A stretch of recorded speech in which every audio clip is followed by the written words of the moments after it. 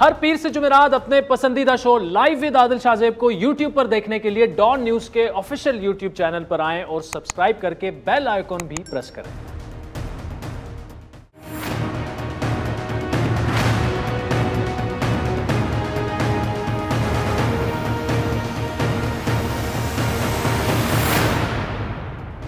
अगर आप इस कोशिश में कामयाब होते हैं तो मैं आज से आपको बता रहा हूं जनाब स्पीकर, हम आज से अगला इलेक्शन नहीं मानते हैं।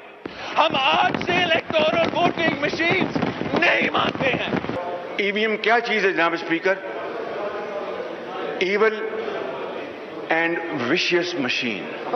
आरटीएस वो तो खराब हो गया था 2018 में, अब ये इवल विशियस मशीन पर तकिया किए बैठे। The bill further to amend the Elections Act 2017, the Election Second Amendment Bill 2021, be forthwith passed, Mr. Speaker, forthwith be passed. All those in favor say aye. All those in say no. I think ayes have it in consideration. The motion is adopted and the bill is passed. अस्सलाम वालेकुम, मैं हूं आदिल शाहजेब। नाज़रीन, ये थे आज के मुश्तरका पार्लिमानी इजलास के वो 23 सेकंड जिन्होंने ये तयन कर दिया है कि 2023 में 11.5 करोड़ पाकिस्तानी किस तरह वोट डालेंगे। इसके अलावा बैरून मुल्क मुकीम 90 लाख पाकिस्तानियों को भी मुल्क के इंतखाबात में वोट डालने का हक मिल चुका है। पार्लिमान के आज के मुश्तरका इजलास में इंतखाबी इस्लाहात से जुड़े इलेक्ट्रॉनिक वोटिंग मशीन का इस्तेमाल हो, ओवरसीज़ पाकिस्तानियों को इंटरनेट के जरिए वोटिंग का हक देना हो, इंडियन जासूस कुलभूषण यादव को आलमी अदालत इंसाफ नजरसानी उनका ये बिल हो, state bank of Pakistan banking services corporation तरमीमी बिल समेत मुतादिद बिल आज मंजूर किए गए। गो के हुकूमत इन मुतनाज़ कानून साजियों को मंजूर करवाने में कामयाब तो हो गई है, लेकिन जिस मुतनाज़ तरीके से ये बिल मंजूर करवाए गए वो पाकिस्तान की जमहूरी तारीख में कम ही देखा गया है। गुज़श्ता हफ्ते हुकूमत को अचानक मुश्तरका इजलास मनसूख करना पड़ा क्योंकि इत्तेहादियों ने हुकूमत का साथ देने से इनकार कर दिया था। गुज़श्ते हफ्ते ही हुकूमत की दौड़ें लगने की जो है हमें मंजरकशी नजर आई। पहले इत्तेहादियों को बमुश्किल राजी किया गया, फिर ये खबरें आई कि इस इजलास में शिरकत को यकीनी बनाने के लिए फ़ोन कॉल्स का सिलसिला शुरू हो गया। पहले तो ये दावे हुए कि हुकूमत के अपने मेंबरान को कॉल्स की गई, लेकिन उसके बावजूद कई हुकूमती अराकीन जो थे कॉलों के बावजूद इन बिलों की हिमायत पर तैयार नहीं थे। और इस बात की तस्दीक आज PTI के रुकन असम्बली आमिर लियाकत के इन अल्फाज से भी होती है। हम आए नहीं, लाए गए और बहुत इत्तेमाम से लाए गए। और सर कौन लाया आपको? सर लाया कौन है? अच्छा, आए नहीं लाए गए हैं। अब इस बारे में बिलावल भुट्टो ने जो कहा वो भी सुनिए। हमारे पास ये खबर जरूर मिला है कि फोन कॉल्स भी गए थे, कुछ मेंबर्स जो नहीं आना चाह रहे थे उनके घर तक तो पुलिस भी पहुंचे थे कि हम आपको जबरदस्ती सेशन में लेकर आएंगे। हम सवाल करते हैं हुकूमत से, निजाम से कि आप कब तक बंदूक की नोक पे, बूट के जोर पे कानून साजी करने की कोशिश करेंगे। और जब आप कोशिश करते हो, जॉइंट सेशन में कोशिश करते हो, पूरा जोर जबर और हुकूमत की ताकत के बावजूद आप अपना 222 नंबर्स पूरा नहीं कर सके। आप इन सारे हथकंडों के बावजूद हमारे नजर में आज भी नाकाम रहे और इंशाअल्लाह ताला आगे जाके भी नाकाम रहेंगे। अजीज, हुकूमत कानून साजियों में तो बिल मंजूर करवाने में तो कामयाब हो गई, लेकिन कुछ इंटरेस्टिंग कमेंट्स भी आए हैं। ख्वाजा आसिफ साहब नून लीग के सीनियर रहनुमा हैं, उन्होंने ट्वीट की कि आज अगले इलेक्शन के लिए EVM इमरान खान के जरिए जो है वो कानून साजी करवा के तो लाई जा रही है, लेकिन वो इमरान खान के लिए नहीं लाई जा रही। जरदारी साहब ने इस पर बड़ा दिलचस्प कमेंट किया, वो भी जितना ये जोर लगा रहे हैं, इस बीज को लगा रहे हैं, उसका फल कोई और खाएगा, ये नहीं खाएगा। इसके अलावा एक मुतनाज़ा मामला हुकूमत को मिलने वाली वोटों की तादाद का भी है, जिस पर अपोजिशन शदीद तहफ़्फ़ुज़ात का इज़हार कर रही है। स्पीकर असद कैसर ने हुकूमती वोट 221 बताए, फवाद चौधरी साहब 223 बता रहे हैं। आज के इजलास और सारी सूरत हाल पर बात करेंगे। हमारे साथ मौजूद होंगे साबिक स्पीकर कौमी असम्बली सरदार अयाज सादिक साहब, लेकिन इस वक्त हमारे साथ मौजूद हैं वज़ीर मुमलिकत बराए इत्तलात फ़ारूक हबीब साहब। फ़ारूक हबीब साहब, शुरू में सीधा आपसे सवाल ये कि स्पीकर साहब ने 221 वोट गिने, फवाद चौधरी साहब 223 कह रहे हैं, ये मामला क्या है? और हम अपोजिशन की ये बात भी सुन रहे हैं कि जी कम से कम आपको 223 वोट चाहिए नेशनल असम्बली में कोई भी बिल पास जॉइंट सेशन में पास करने के लिए। Over to you sir.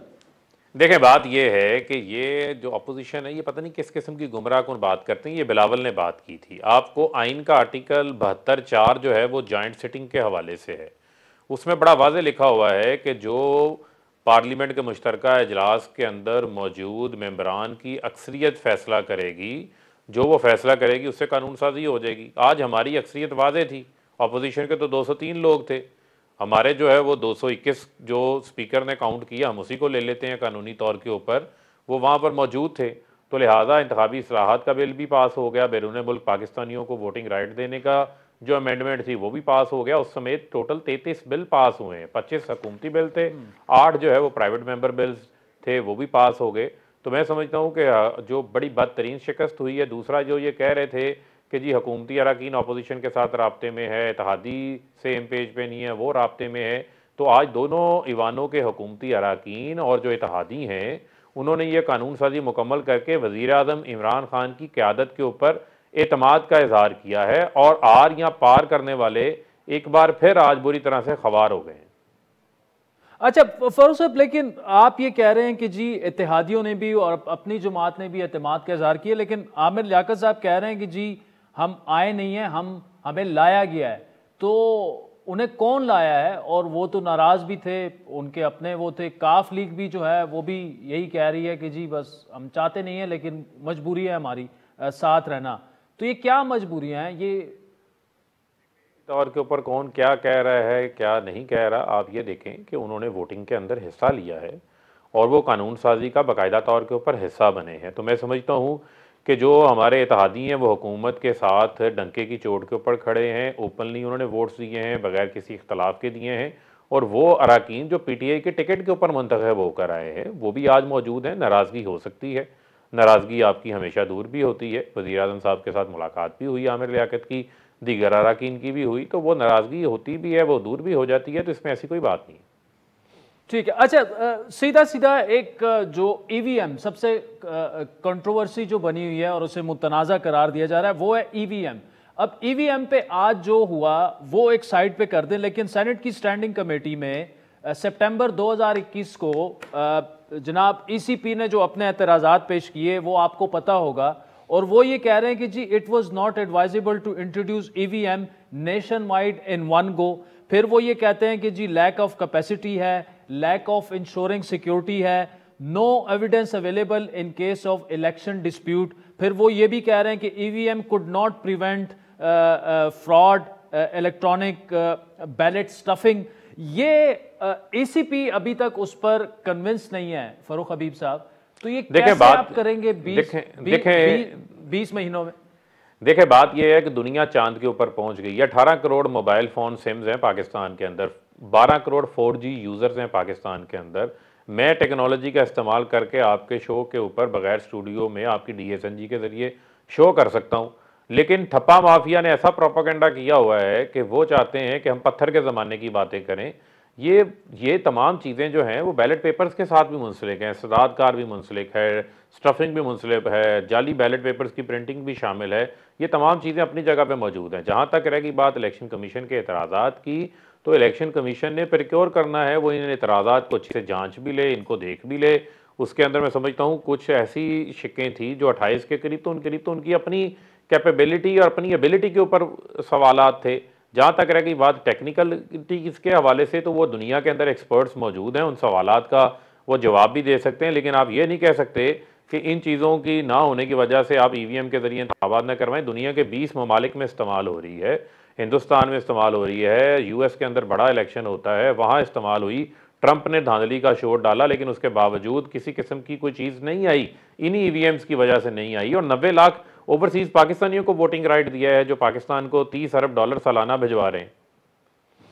अच्छा फरूख साहब, देखें आपने 2 एग्जांपल्स दी। एक तो इंडिया की एग्जांपल दी, आपको मुझसे ज़्यादा पता होगा कि 1981 से इलेक्ट्रॉनिक वोटिंग वहाँ पे सिस्टमैटिकली इंट्रोड्यूस कराएगी। Over the period of 30 years India यहाँ तक पहुँचा है कि उसे दुनिया की सबसे बड़ी जमहूरियत कहा जाता है। और यही ECP ने भी रिकमेंड किया था कि आप सिस्टमैटिकली पहले ऐसे करें कि इस्लामाबाद में करा दें, फिर लाहौर में, फेज वाइज अगर इस तरह करें कि 2023 के इंतखाबात में अगर 15-20% भी हो जाता है तो ठीक है। दूसरा आपने मिसाल दी कि जी दुनिया जो है वो चांद पे पहुंच चुकी है, तो चांद पर जो लोग पहुंचे हैं उनमें Germany, Holland, Ireland, Italy, Finland, they have abandoned the use of EVM due to lack of security. ये भी ईसीपी ने अपनी जो रिकमेंडेशन थी उसमें लिखा है। देखिए, बुनियादी तौर के ऊपर हर मुल्क का क्या इंतजाम है, क्या यूज़ करना है, वो उनके वहाँ के जो हैं वो अपने लोकल इश्यूज़ हैं, लोकल मामलात हैं। लेकिन फिर मैं आपको ये कहूँगा कि इलेक्ट्रॉनिक वोटिंग मशीन्स के ज़रिए आपका तो कोई वोट रिजेक्ट नहीं होगा। 15 लाख वोट थे 2018 में जो बैलेट पेपर्स पे गलत जगह पे स्टैंप लगाने की वजह से रिजेक्ट हुए। उन लोगों के वोट काउंट नहीं हुए। वो पोलिंग स्टेशन में गए, लाइनों में लगे, गर्मी बर्दाश्त की, वोट डाला, लेकिन उनका वोट काउंट नहीं हुआ। तो यहाँ पर कोई वोट अनकाउंटेड फॉर नहीं जाएगा जो कास्ट होगा। दूसरा, जो यहाँ कहते हैं 24-24 घंटे, 48-48 घंटे वोटिंग रुक जा, वहाँ पे रिजल्ट्स नहीं आते, उन रिजल्ट्स को डिले किया जाता है। यहाँ पर आप 10 मिनट में रिजल्ट हासिल कर सकते हैं। नंबर 3, यहाँ पर आप जो वोट कास्ट करेंगे उस वोट की आपको कॉन्ट्रेरी स्लिप भी मौजूद होगी जिससे आप वोट को वेरीफाई कर सकते हैं। लिहाजा 1980 में जो आप इंडिया की मिसाल दे रहे हैं उस वक्त टेक्नोलॉजी कहाँ खड़ी थी भाई मेरे। आज तो टेक्नोलॉजी कहाँ कितनी एडवांस हो चुकी है। आज तो नहीं, वो इसलिए कि सिस्टमैटिक नहीं सुन लेना, सुन ले। ठीक, इंडिया की मिसाल इसलिए दे रहा हूं, सिस्टमैटिकली देखे ना, वो तकरीबन 30-35 सालों में यहाँ तक आदिल, एक मिनट, नहीं आदिल, वो 30-35 सालों में जो उन्होंने सफर तय किया, इसका मतलब ये है कि वो हमसे समझदार थे कि उन्होंने आज से 30 साल पहले ये शुरू कर लिया था। लेकिन अगर आप आज ये देखें कि आज अगर एक आम देहात में बैठा एक शख्स मोबाइल फ़ोन इस्तेमाल कर सकता है, वो इजी लोड से पैसे ट्रांसफ़र कर सकता है, वो अपनी मोबाइल फ़ोन सिम थंब लगा के ले सकता है, वो अपना बैंक अकाउंट थंब लगा के निकाल सकता है। ये कोई इतनी बड़ी साइंस नहीं है, कोई रॉकेट साइंस नहीं है, कोई इतनी बड़ी अनहोनी नहीं है जो हमारे लोग इतने समझदार नहीं। हमारे लोग बड़े समझदार हैं और वो चीज़ों को बड़ी जल्दी अडॉप्ट करते हैं। ठीक है, लेकिन यहाँ पर इस्तेमाल डिबेट इस्तेमाल पर नहीं हो रही ना ईवीएम के। आप इम्प्लीमेंट कैसे करेंगे इन 18-20 महीनों में जब ईसीपी आपके साथ कन्विंस नहीं है, मान नहीं रहा, ओपोजिशन नहीं मान रही। 20 महीनों में आप ऐसी जगहों पे कैसे पहुंचाएंगे ईवीएम जहां पे 5-5 दिन खचरों पे बैलेट पेपर रख कर पहुंचाए जाते हैं? पाकिस्तान के ऐसे इलाके भी हैं। देखें, बात यह है, ईवीएम तो चलनी है पॉसिबल, सुन लें, ईवीएम तो चलनी है बैटरी। जी। इतने एरियाज कितने हैं ये भी आप आइडेंटिफाई कर लें। जहां पर ये एरियाज मौजूद हैं उन एरियाज के ऊपर आप बैलेट पेपर्स के लिए भी स्पेशल इंतजाम करते हैं, ईवीएम के लिए भी स्पेशल इंतजाम कर लेंगे। तो लिहाजा ये तो वो रुकावटें हैं कि आप घर से बाहर निकलेंगे, गाड़ी में बैठेंगे तो आपका एक्सीडेंट हो जाएगा, मैं कोल्ड ड्रिंक पीऊँगा तो मेरा गला ख़राब हो जाएगा। ये इस किस्म की बिला वजह किस्म की जो है वो तहफ़्फ़ुज़ात हैं। मैं समझता हूँ कि जो बुनियादी चीज़ है वो साफ़ और शफाफ इंतखाबात हैं। बड़ा जो ऑब्जेक्टिव है हमें उसे सामने रखना चाहिए। उसको सामने रखते हुए हम ये इक़दामात ले रहे हैं। इलेक्शन कमीशन को हमने एनेबल कर दिया है कि वो प्रिक्योर कर सकता है मशीन्स को। अब उसकी टेक्निकल साइड्स को इलेक्शन कमीशन एक्सपर्ट्स को ले और इसको अमली जामा पहनाए। अच्छा, इलेक्शन कमीशन फिर भी ना माना तो क्या करेंगे आप? देखें, इलेक्शन कमीशन, देखें, हमने कानून बना दिया है, जो पार्लियामेंट ने कानून बना दिया है उसी इलेक्शन एक्ट 2017 की जो अमेंडमेंट्स हुई हैं उसके मुताबिक इंतखाबात करवाने हैं। इसके अलावा और कोई ऑप्शन मौजूद नहीं। अच्छा फारूक साहब, 2 स्टेटमेंट्स आज बड़ी जो इंटरेस्टिंग आई कि जी ख्वाजा आसिफ साहब कह रहे हैं कि ईवीएम इमरान खान के जरिए लाई जा रही है, इमरान खान के लिए नहीं, और जरदारी साहब फरमा रहे हैं कि ये जो बीज इमरान खान ने लगाया है इसका फल कोई और खाएगा। देखें, बुनियादी तौर के ऊपर तो इनको तो खुश होना चाहिए कि अगर हम कोई चीज़ लेकर आ रहे हैं तो हम तो अपने लिए नहीं ला रहे। इसका मतलब है ये हमारे मौक़िफ़ को उन्होंने तस्लीम कर लिया, हमारे मौक़िफ़ को स्टैंप लगा दिया। हम तो साफ और शफाफ इंतखाबात के लिए ला रहे हैं। क्रिकेट में भी न्यूट्रल एम्पायर इमरान खान लेकर आए थे। इंतखाबात में साफ शफाफ इंतखाबात की सबसे पहले बात हमने की है। धांधली की बात तो हर कोई करता था, लेकिन उसमें इस्लाहात लाने के हवाले से अमली तौर के ऊपर काम हमने किया है। तो मैं समझता हूँ कि इन्होंने तो हमारे मौक़िफ़ की तायद की है और मैं समझता हूँ कि कल को आने वाले लोगों के लिए भी है और इंतखाबी निज़ाम साफ शफाफ होगा, कोई किसी के ऊपर धांधली का इल्ज़ाम नहीं लगाएगा। चल एक और चीज़ तो हो जाएगी कि अगर 23 के इंतखाबात में नून लीग या पीपल्स पार्टी जीती है तो पीटीआई ये नहीं कह सकेगी कि धांधली हुई है ईवीएम। ऑब्वियसली अगर इन्हीं तमाम चीज़ों के मुताबिक इंतखाबात होते हैं तो फिर किसी के पास कोई गुंजाइश नहीं है। आप अपनी शिकस्त तस्लीम कर लेंगे मतलब 23 में? अल्टीमेटली मैं समझता हूँ कि जो फिर अगर साफ शफाफ इंतखाबात होते हैं सारे सिस्टम के तहत जो पार्लियामेंट में कानून साजी के लिए लाया गया है, तो फिर मैं समझता हूँ स्पोर्ट्समैन स्पिरिट शो करनी चाहिए, किसी को कोई एतराज़ नहीं होना चाहिए। फारूक हबीब साहब, thank you so much for joining us. नाज़रीन, वक्त हो चाहता है एक ब्रेक का, जिसके बाद साबिक स्पीकर नून लीग के सीनियर रहनुमा सरदार अयाज सादिक साहब हमें ज्वाइन करेंगे हमारे साथ।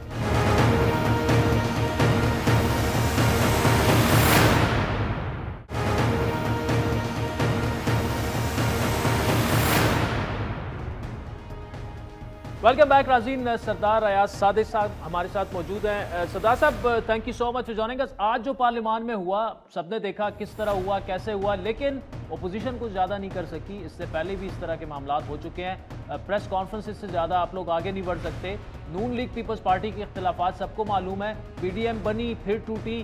क्या अब कोई संजीदा कोशिश करेगी या आइंदा 1.5-2 सालों के लिए भी इमरान साहब को जो है वो वॉक ओवर ही दे रहे हैं आप लोग? स्पीकर साहब ने कहा था कि मैं मीडिएट करना चाहता हूं और उनके कहने पे हमें यकीन नहीं था, क्योंकि बाबर अवान साहब ने कहा था कि जी ऑपोजिशन कह रही है कि डेफर करें, हालांकि बिल्कुल ये बात नहीं थी।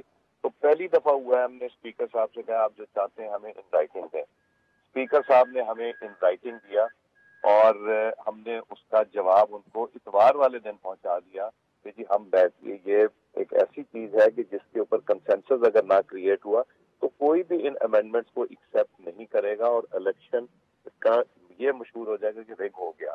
तो हमने उनको लेटर लिख दिया और हम इंतजार कर रहे थे कि अब स्पीकर साहब मीटिंग बुलाएंगे। उन्होंने मीटिंग नहीं बुलाई। हमारी फिर उनसे मुलाकात हुई और उस मुलाकात में हम एक और लेटर लेके गए कि जी आपने हमें ये कमिट किया था, तो अब हमें बताइए कि वो आपकी कमिटमेंट किधर है। इस कमेटी की तो मीटिंग ही नहीं हुई। तो उन्होंने कहा कि हमने सिर्फ ईवीएम करना है और कुछ नहीं करना, तो हम ईवीएम कर देते हैं, बाकी को हम डेफर कर देंगे। तो वो कमिटमेंट भी जो पूरी नहीं हुई आज में, तो इसीलिए ये जो कुछ आपने देखा कि एक तो जो काउंटिंग हुई वो काउंटिंग डाउटफुल थी।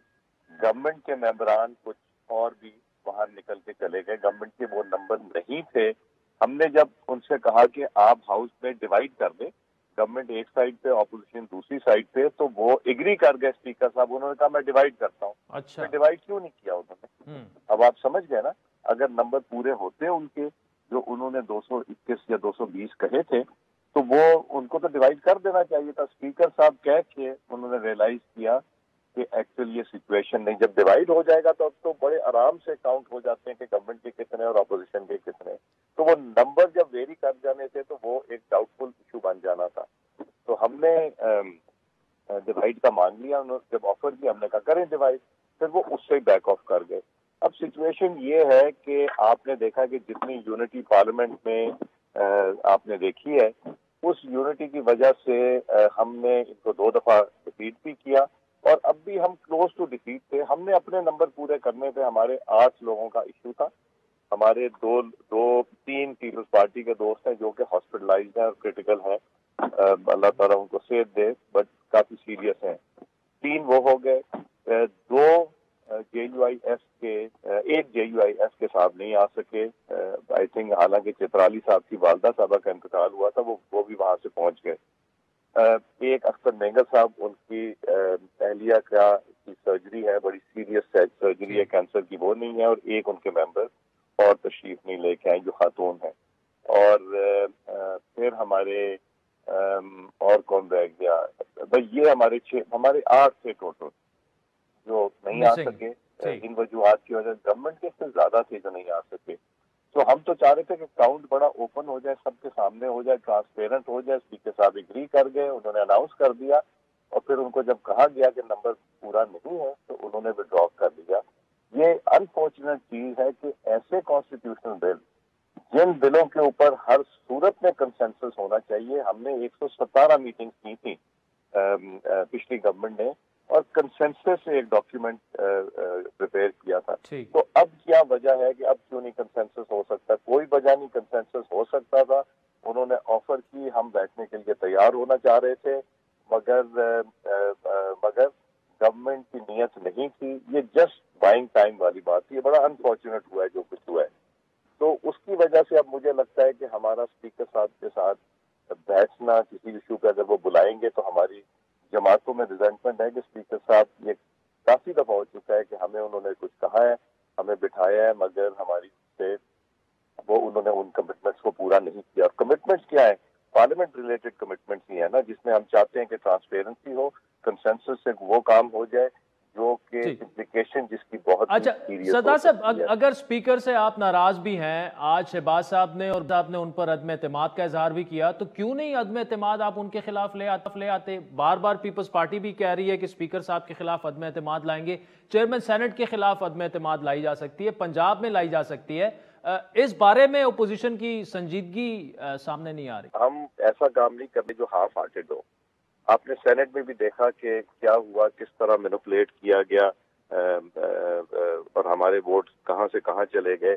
मगर हम अगर यहाँ करेंगे, आज ये डिस्कशन हुई है, बिलावल साहब, शहबाज साहब, इन सब ने हुई, तो हमारी अब फ्राइडे को स्टीयरिंग कमेटी की मीटिंग है। फिर स्टीयरिंग कमेटी को बताएगा कि हमारा ये ख्याल है, फिर आगे हम चलेंगे इसके ऊपर। उसमें क्या फैसला होता है ये तभी पता चलेगा। अभी कबल वक्त बताना शायद मुनासिब ना हो। शायद तो सरदार साहब, ये जो आपने कमेंट किया हाफ हार्टेड, तो आप हाफ हार्टेड है या पीपल्स पार्टी हाफ हार्टेड है? नहीं, हाफ हार्टेड का मतलब है कि जब हम वोट ऑफ नो कॉन्फिडेंस करेंगे तो हमारे मेंबरान हॉस्पिटल्स में नहीं होने चाहिए, हमारे मेंबरान ठीक होने चाहिए जिनकी सर्जरीज हो रही है। जब वो वापस आ जाएंगे यहाँ पे, हम आपस में मीटिंग करेंगे। हर जमात ने अपनी रिस्पॉन्सिबिलिटी दी थी। शाइस्ता परवेज मलिक साहबा इद्दत में थी, तो उन्होंने फिर पूछा, जामिया शर्फिया वालों ने उन्हें कहा कि नहीं, अगर आप सेम डे वापस आ जाएं और मजबूरी की हालत में तो आप जा सकती हैं। तो वो भी वोट डालने आई हुई थी। चित्राली साहब की वालदा साहबा का इंतकाल हुआ था, वो चित्राल से चल के यहाँ आए वोट डाल के, और वो आज वापस निकल रहे हैं। तो ये सिचुएशन है, और हम जब पूरा हमारा होमवर्क कंप्लीट हो जाएगा तब इंशाल्लाह ये काम करेंगे। अच्छा अयाज सादिक साहब, लॉन्ग मार्च पर 22 को पीडीएम की स्टीयरिंग कमेटी का इजलास है, 23 को सरबराही इजलास है। कितने चांसेस हैं नवंबर में इस्लामाबाद की जानिब लॉन्ग मार्च के, और कितने चांसेस हैं कि पीपल्स पार्टी जो है वो आपका साथ देगी? देखिए, वो तो पीडीएम ने फैसला करना है कि क्या होगा। पीडीएम की स्टीयरिंग कमेटी करेगी, फिर उनकी जो मेन इजलास होगा, सरबराही इजलास, उसमें फैसला होगा। बट पार्लियामेंट में तो हम टोटली यूनाइटेड हैं, बिकॉज अगर हम डिवाइडेड होंगे तो हम फिर वो परफॉर्म नहीं कर सकेंगे। आज आपने अपोजिशन देखी, जब उन्होंने बोलने नहीं दिया गया या मेरा नाम लिया, मैंने उनसे कहा मैं पॉइंट ऑफ पर्सनल एक्सप्लेनेशन पे बात करना चाहता हूँ, वो नहीं दिया गया। रजा रवानी साहब का नाम लिया गया, वो पॉइंट ऑफ पर्सनल एक्सप्लेनेशन पे बात करना चाहते थे, वो नहीं दिया। तो कायदा कानून कहाँ गया पार्लियामेंट का? ऐसी पार्लियामेंट अनफॉर्चुनेटली कि स्पीकर साहब को इतना ज्यादा अंडर प्रेशर करके जो गवर्नमेंट करा रही है, ये पार्लियामेंट आने वाले दिनों में ये मुश्किलात पैदा होंगी। कोई और हुकूमत आएगी तो कम से कम इस जमात के साथ तो फिर यही सलूक होगा जो नहीं होना चाहिए। तो हम ये सोचते हैं कि वो होना चाहिए जिसमें बेहतरी हो, जिसमें सबका फायदा हो और जो ट्रांसपेरेंट हो, ठीक वो होना चाहिए। सरदार अयाज सादिक साहब, thank you so much for joining us. तो चाहता है ब्रेक का, जिसके बाद मुल्की मईशत की बात करेंगे, पाकिस्तान और IMF के दरमियान मामलात की बात करेंगे। हफीज पाशा साहब हमें ज्वाइन करेंगे हमारे।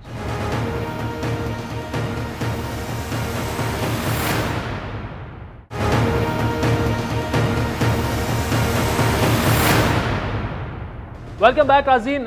हुकूमत शायद मौजूदा सियासी हालात को ख़तरा समझती होगी, लेकिन असल ख़तरा जो है वो सियासी नहीं माशी हमें दिख रहा है, जो महंगाई पर काबू ना पाने की वजह से गंभीर होता जा रहा है।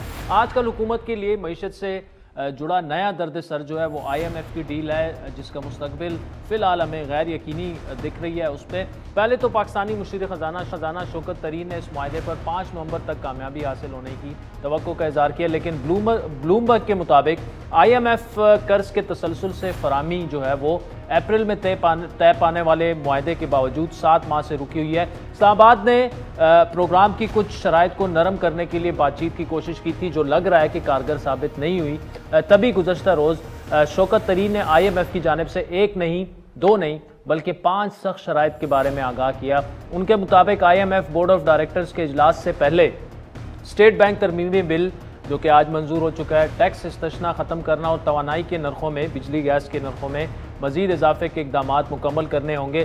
को कि टैरिफ एडजस्टमेंट से मुतालिक फ़ी यूनिट जो है 1.39 ₹1.39 का इजाफा पहले ही हो चुका है। इसके बावजूद अगला इजाफा आइंदा बरस फरवरी से मार्च में होने का कभी इम्कान है, जबकि टैक्स छूट ख़त्म करने और स्टेट बैंक को खुद मुख्तारी देने से मुतालिक कानून साजी भी मुकम्मल हो चुकी है। डॉन अखबार के मुताबिक शौकत तरीन IMF को स्टेट बैंक तरमीमी बिल में नुमाया तब्दीली के लिए कायल करने में कामयाब रहे, जिसका वादा साबिक वज़ीर ख़जाना डॉक्टर हफीज शेख और स्टेट बैंक के गवर्नर रजा बाकिर ने रवां साल मार्च में $50 करोड़ की जो किस्त है उससे पहले किया था। दूसरी जानिब IMF की 1 खरब 70 अरब रुपए के टैक्स इस्तिस्ना ख़त्म करने के अलावा पेट्रोलियम लेवी की कलेक्शन में बेहतरी चाहता है, जिसके लिए हुकूमत ने रवां साल 6 खरब 10 अरब रुपए का हदफ मुकर्रर किया था, लेकिन इब्तदाई 4 माह में सिर्फ 50 अरब रुपए जमा हो चुके थे। स्टेट बैंक से दरकार मजीद इकदाम से मुतालिक शौकत तरीन का कहना था कि मॉनिटरी पॉलिसी और exchange rate state bank of Pakistan और मॉनेटरी पॉलिसी कमेटी का दायरा कार है और वो इसमें तबसरा जो है वो मुदाखलत तस्वुर करते हैं। शौकत तरीन के बकौल करोड़ों रुपए मालियत के विफाकी और सूबाई इदारों के मुतादिद अकाउंट्स की ख़जाने के एक ही अकाउंट में मुंतकली भी IMF की एक शर्त थी, लेकिन पेशगी किया जाने वाला इकदाम नहीं था। इस पर आहिस्ता आहिस्ता अमल होगा। तफसीली गुफ्तगू करेंगे। साबिक वज़ीर ख़जाना डॉक्टर हफीज़ पाशा साथ मौजूद है। पाशा साहब, थैंक यू। फाइनेंस मिनिस्टर साहब ने बड़ी अहम मीडिया टॉक की कल। 5 कड़ी शराइत जो IMF ने पाकिस्तान के सामने रखी वो उन्होंने बताई। उसके बाद आपसे सुनना चाहेंगे, लेकिन कुछ एक्सपर्ट्स का ख्याल ये है कि इन शराइत का मतलब ये है कि आगे जाकर इंटरेस्ट रेट बढ़ाना होगा, इन्फ्लेशन बढ़नी है, second round of power tariff भी आना है और टैक्सेस में इजाफा भी होना है। ओवर टू यू सर, आप मुत्तफिक हैं इससे? IMF ने इस मर्तबा काफ़ी सख्ती दिखाई है और उसकी बड़ी वजह यह है कि मार्च में जो IMF के साथ बातचीत हुई थी और लेटर ऑफ इंटेंट जो पाकिस्तान की हुकूमत ने इशू किया था, उसमें उन्होंने बेशुमार रिफॉर्म्स करने का कमिटमेंट किया था 6th रिव्यू तक, जून तक, मगर हुआ बहुत कम। अच्छा, अब हुआ यह है कि इस मर्तबा IMF ने साफ कह दिया शायद कि देखिए, आप जब कमिटमेंट करते हैं, एक हुकूमत करती है, एक मुल्क करता है, तो इसका कोई ताल्लुक नहीं कि कौन फाइनेंस मिनिस्टर है या बदला है या नहीं। हम वो उसी ओरिजिनल लेटर ऑफ इंटेंट पे आपसे बात कर रहे हैं। तो हमारे जो दबंग फाइनेंस मिनिस्टर थे उस वक्त, बेचारे उनको इस तरह से ये कह दिया गया कि गुंजाइश बहुत कम है। अब क्या चीजें हैं जो हमें करनी पड़ रही हैं प्रायर एक्शन के तौर पर? सबसे पहले तो स्टेट बैंक ऑफ पाकिस्तान को फुल ऑटोनॉमी देना है। अब ये देखना है कि जो आज अमेंडमेंट हुआ है स्टेट बैंक एक्ट में, क्या वो काफी है IMF के लिहाज से? इसलिए IMF ने एक बहुत बड़ा शर्त रखा है कि पाकिस्तान की हुकूमत अपने सेंट्रल बैंक यानी कि स्टेट बैंक ऑफ पाकिस्तान से कर्जे डायरेक्टली नहीं ले सकती। ये एक बहुत बड़ा रिस्ट्रिक्शन है जो तारीख में हमारे यहाँ कभी नहीं था। दूसरा, उन्होंने कहा कि अकाउंटेबिलिटी का मैकेनिज्म बिल्कुल मुख्तलिफ, फाइनेंस मिनिस्ट्री का रोल बहुत कम, इस तरह के बड़े सख्त शराइत है। अब ये देखना है कि क्या ये बिल जो पास किया गया है वो IMF के अग्रीमेंट के बाद हुआ है या उसमें अभी भी कुछ डिसएग्रीमेंट मौजूद है। दूसरी तरफ जो अहम चीजें करनी है हुकूमत को, सबसे ज्यादा मुश्किल ये है कि आपको अपने सेल्स टैक्स के निज़ाम में जो मुख्तलिफ शेड्यूल्स हैं उनमें बहुत से आइटम्स ऐसे हैं जो एग्जेम्प्ट हैं और बहुत से आइटम्स ऐसे हैं जो रिड्यूस्ड रेट्स पे हैं, 2 से 12% तक, 17% नॉर्मल रेट है। तो वो ये अग्रीमेंट हुआ था मार्च में ही कि हम सेल्स टैक्स को ब्रॉड बेस करेंगे, मगर बजट में हुकूमत बिल्कुल कुछ नहीं किया। तो IMF अब इंसिस्ट कर रहा है। अब आप ये सोचिए कि अगर सालाना बेसिस पर 400 अरब ज्यादा उठाना है तो एक सख्त और इक़दाम करना पड़ेगा। और एक और कंडीशन जो रखी है कि आप ऑर्डिनेंस से टैक्स रेट्स नहीं बढ़ा सकते, आपको एक proper finance money bill parliament में लाना पड़ेगा। ये भी शर्त IMF ने रख दिया है। तीसरी तरफ उसके आगे उन्होंने कोई खास जिक्र नहीं किया, कहा कि 2 ऐसे प्रायर एक्शन हैं जिनका मैं जिक्र नहीं कर सकता जी, वो स्टेट बैंक मैं सिर्फ आपको एक अंदाजा दे सकता हूं। जी जी। तीसरी चीज ये है कि हुकूमत ने शायद इस बात पे अग्रीमेंट कर लिया है कि हर महीने आपके पेट्रोलियम लेवी में 4 रुपए इजाफा होगा कम से कम। तीसरा जो मसला, चौथा मसला जो है वो ये कि सिंगल ट्रेजरी अकाउंट जो है, जो हमें बनाना चाहिए था ताकि हमारे सारे मुल्क के इदारे जो हैं वो एक अकाउंट में हों, तो उसमें शायद कुछ इस बात पे डिसएग्रीमेंट है कि डिफेंस के अकाउंट्स भी होने चाहिए या नहीं। इस पे क्या प्रायर कंडीशन है वो भी देखना है, इसलिए उसका जिक्र नहीं किया। इस तरह एक दो और शराइत हैं। बिजली की टैरिफ को आपको बढ़ाना है। आपने मार्च में कमिटमेंट किया था कि 4 रुपए 95 पैसे फी किलोवाट आवर आप बढ़ाएंगे। आपने फरवरी में उससे पहले ही 1 रुपए 95 पैसे बढ़ा दिया था। अब आपको 3 रुपए और बढ़ाने हैं, तो क्या वो एक प्रायर कंडीशन वो भी है? अब अलबत्ता उन्होंने हिंट ये दिया है कि शायद ये अगले साल होगा। तो अब आप इस तरह देखिए कि किस हद तक सख्त शराइत डाले गए हैं पाकिस्तान पर। एक वक्त पर इस तरह के सख्त इक़दामात, जब लोग परेशान हैं कि कीमतों में इजाफा हो रहा है, सेल्स टैक्स में आप एग्जेम्पशंस और रेट्स बढ़ा देंगे तो उससे तो अफरात ज़र में इजाफा होगा। दूसरी तरफ अगर आप इंटरेस्ट रेट्स को बढ़ा देंगे तो प्रोडक्शन और इन्वेस्टमेंट कम हो जाएगी। तो ये सब बातें बहुत बहुत परेशान कुन है। डॉक्टर साहब, परेशान कुन बातें हैं। आपसे गुफ्तगू रखते हैं। नाज़रीन, वक्त हो जाता है एक ब्रेक का, फिर आप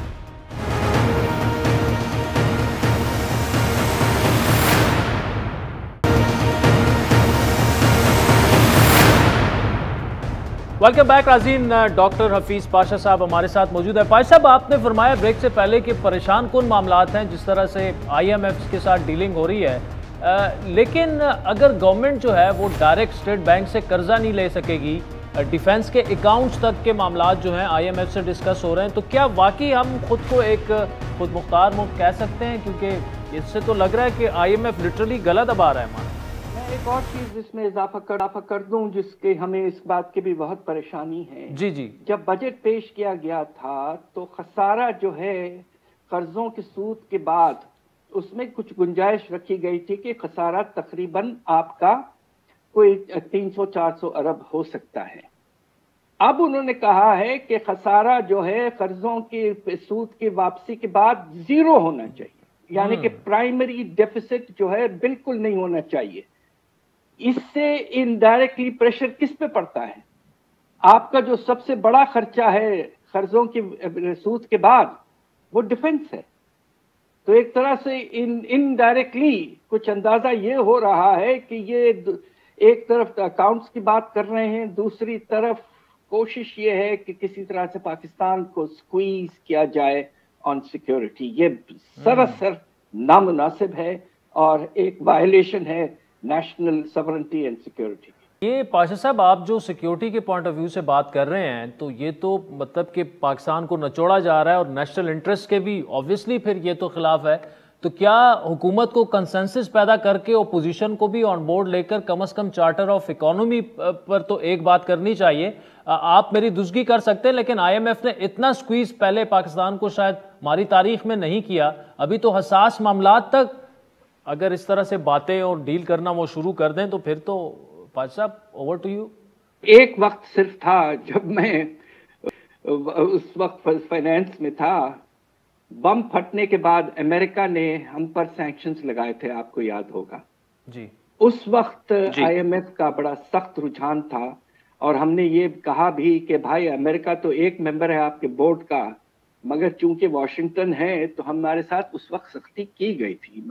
उसके बाद जो 3-4 प्रोग्राम्स आए हैं, खासतौर पे पिछला प्रोग्राम जो मुस्लिम लीग की हुकूमत में था वो निहायत फ्लेक्सिबल था और एक हैरत अंगेज 16 वेवर दिए गए फॉर नॉट इम्प्लीमेंटिंग रिफॉर्म्स और मीटिंग परफॉर्मेंस क्राइटेरिया। वो तो बहुत ही सॉफ्ट प्रोग्राम, तारीख का सबसे सॉफ्ट प्रोग्राम था।